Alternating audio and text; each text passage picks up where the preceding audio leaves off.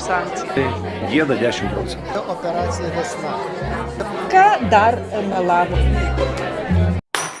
Visas naujienas pasaulyje nušlavė iš tikrųjų Jeffrey Epsteino failai ir lietuviška dalis juose, milžiniška, tūkstančiai dokumentų. Pervedimo į SEBA, į DNB, į visur. Ir aišku, mūsų brangų žmonės, kurie čia yra, kaip ten vadinasi, elitas. Dvaro elitas. Aš dvaro elito sektą dabar pavadinau. Naują sukūriau pavadinimą jiems, nes yra sektantai, sekta. Ir paskui dvasinį lyderį iš paskos važiuoja. Tai tik 3 savaitės paskui mane važiavo. Tai aš visą laiką pasveikinu žmonėm ir sakau, sektantai, sveiki gyvi. Tai, žinomos moteris, taip reikėtų sakyti. Bet tai žiūrėkit, kas, iš tikrųjų ir juokinga, ir liūdna labai, nes panašu, kad Lietuvos atsirado, visą laiką ieškojom nacionalinio strategijos ir panašu, jinai šį kartą atsirado. Lietuva parduoda papigiai viskas, ką turi brangiausia. Gražias lietuvaitės į prostituciją ir savo miškus papigiai Ikėjos plokštėm drožia. Žmogiškumas. Bet dėl Epsteino, jeigu kalbant, tai čia mes dar šiandien kaip tik su biuru, nes kadangi vėl dar 2 savaitės toliau po Lietuvą keliausiu, tai kaip tik, sakom, neišviešina tų dokumentų, sakytas, aš sakau, norit pasakysiu, kad mano ten yra pavardė. Tada viską turėsi išviešinti, tai jeigu nori, tai jau tyrimą pradėsi ir panašiai. Ir tada sakysiu, tai gal atverskime visus dokumentus, pažiūrėkim, kas ten yra.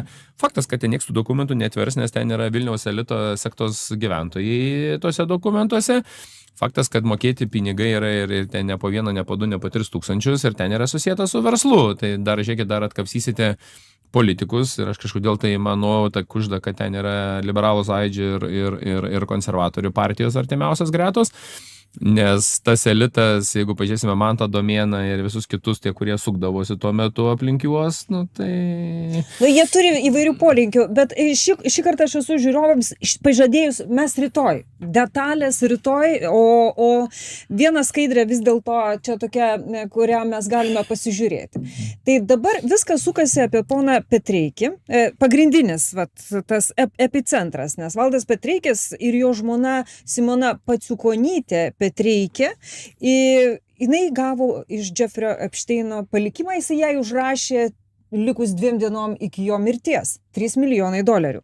Ir pasiskaičius tos Paciukonytės laiškus, Epsteinui ir Epsteino laiškus jai, tai panašu, kad čia mes turėjome tokį, kaip vadinasi, raspridėlytelius, ar kaip čia vadinasi, paskirstimo punktas. Surinkimo paskirstimo punktas. Ir kas įdomu, ponas Petreikis, čia jūs matote jį iš jisai darė tokį festivalį. 10 metų jisai džiaugiasi, tarp kitko. Juokinga, pas Jekilaitį kanale šitas Petreikis buvo lygiai prieš 2 savaitės ir jį kalbino buvęs Maksimos ten tas žmogus. Ignas Taškevičius. Dabar kaip tik kitaip pasivadinęs. Ten dar nepamirškite, ten istorija su apsauginiu lygtais buvo įdomi istorija. Labai įdomi istorija su apsauginiu pasibuvo. Bet čia yra eika, jūs matote ten iš tų sponsorių matosi eika. Viena eikos ponia figuruoja ir Epsteino failuose, rytoj mes apie ją papasakosim. Ir čia jūs matote atvyksta Bartoševičius. Čia 20 metų nuotraukos. Jisai čia stovi, bet yra ir ankstesnis renginys, kuriame Bartoševičius dar yra Ąžuoliuko choro vadovas ir jisai atveda Ąžuoliuko chorą būtent į šitą festivalį. Ir jisai čia trinasi, sukasi ir mes matom eiką ir mes matom šitos visus jisai artimai bendrauja Petreikis, bendrauja su tais pačiais žmonėmis, tai ten, kur Jekilaitis yra aplinka. Tai tie patys, Jekilaitis, aš matau, Šimašius, Karolis Žukauskas, tuo metu Karolis Žukauskas, man atrodo, jeigu aš neklystu, buvo Remigijaus Šimašiaus patarėjas savivaldybei. Tai ir čia išlindus yra ta pati Garbanikė buvusi ministrė mūsų Armonaitė, aš manau, kad jūs atrasite, tada Lukiškių prisiminkite aikštę, smėlis papilti ir kiti panašus dalykai. Tai jūs tą surasite, bet tai yra leftistai, tai yra tie vadinami satanistai pasaulio, kur niekas pakol kas nepaneigė, kad žmonių prekyba, manau, kad tenais buvo, įrodyti yra ko gero sudėtingesnis variantas. Seime galėtų žmogaus teisų komitetas galėtų šiandien inicijuoti Seime tyrimą. Tai kadangi žmogaus teisų komiteto pirmininkas, jis labai yra už žmogaus teisės visą laiką akcentuoja ir sakydavo, kad čia dėl Nemuno aušros mums čia gal ir problemos yra dėl antisemitinių pasisakymų. Tai kai šiandien išaiškėjo, kad Lietuvoje galimai buvo vykdoma stambaus masto žmonių prekyba, pavedimai SEB banke yra numatyti ir panašiai. Tai tokia, bet įdomiausia, man SEB bankas šiandieną eiliniam žmogui, kad padaryti pavedimą, jis turi užpildyti 1000 paaiškinimų, atsakymų, ne kam, kur ir panašiai. Šičia SEB bankas akivaizdžiai, kad eidavo pinigai. Iš offshorinio fondo. Jo, tai dabar aš man įdomu, ar SEB bankas taikė korupcijos prevencijos įstatymą, pinigų plovimo, ar taikė. Tai aš manau, kad jeigu Lietuvos bankas, aišku, su Lietuvos banku yra problema, nes ten nebėra vadovo, kaip suprantu, nes ten labai problema yra su Lietuvos banku. Tai jeigu Lietuvos bankas dabar norėtų ir atliktų patikrinimą, kaip buvo užtikrinama būtent pinigų plovimo prevencijos šitas įstatymas, aš labai norėčiau pasižiūrėti, aišku, reikia laikus pažiūrėti, kada jisai buvo priimtas, kada įsigaliojo ir kada pavedimai buvo daromi. Nes, vis dėlto 3 milijonai, kad ir dabar, Petreikio žmonai, pervesta pinigų, tai... Nepervesta, jinai yra palikime. Jinai yra paminėta palikime. Tai bet bus pervedami pinigai, tai...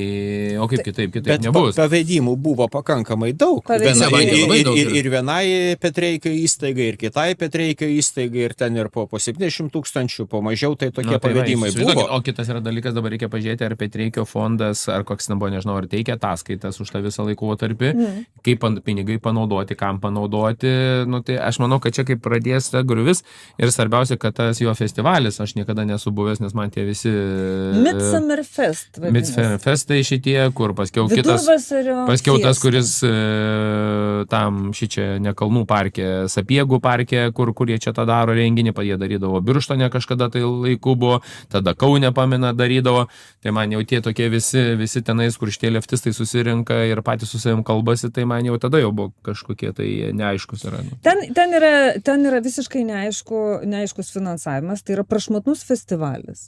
Aš nemanau, kad Urmana arba Asmik Grigorian važiuotų, arba Pitrėnas su orkestru grotų už dyką. Grigorian, kad jinai be 20-30 tūkstančių jinai nevažiuotų, net tos pinigus reikėjo mokėti, kažkur tai ėjo, jisai verkė, kad jam valstybė atmetinėjo jo paraiškas, tai tie pinigai kažkur tai ateidavo ir ta publika visa susirinkdavo ir čia valdovų rūmai, bet detalės, kaip ir sakau, rytoj.